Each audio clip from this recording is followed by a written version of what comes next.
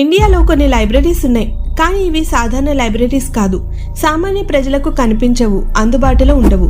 ఇక్కడ శతాబ్దాల నాటి పుస్తకాలు, మంత్రశాస్త్రాలు, ఓలే పత్రాలు, వేదకాలంలోని జ్ఞానాన్ని దాచుకున్న అన్వేషించని భాండాగారాలు. అదే సరస్వతి మహల్. 16వ శతాబ్దంలో నిర్మితమైన ఈ లైబ్రరీలో పాత సంస్కృత తమిళ గ్రంథాలున్నాయి. ఇవి షోల, నాయక, మరాఠా రాజవంశాల కాలం నాటి విపరీతమైన జ్ఞానాన్ని కలిగిన గ్రంథాల గుహ. కొన్ని పుస్తకాలైతే జ్యోతిష్య శాస్త్రం, సిద్ధవైద్యం ఉన్నాయని అంటారు. 1804లో స్థాపించబడిన ఈ లైబ్రరీలో అనేక వేద గ్రంథాలు, ఈజిప్ట్ నుండి తీసుకొచ్చిన పాఠాలు, బౌద్ధ గ్రంథాలున్నాయి. ఇవి బ్రిటిష్ కాలంలో కూడా కొందరికి మాత్రమే అనుమతి ఇచ్చే రెస్ట్రిక్టెడ్ సెక్టార్స్లో ఉండేవి.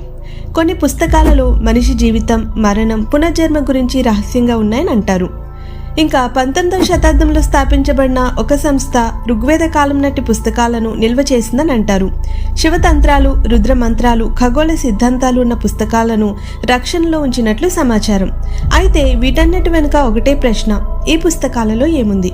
ఈ గ్రంథాలన్నీ మన చరిత్రను తిరగరాయగలవా? మీ అభిప్రాయం ఏమిటో చెప్పండి. ఇలాంటి రహస్యాలను ఇంకా తెలుసుకోవాలంటే మన ఛానల్ని సబ్స్క్రైబ్ చేయండి. Thanks for watching.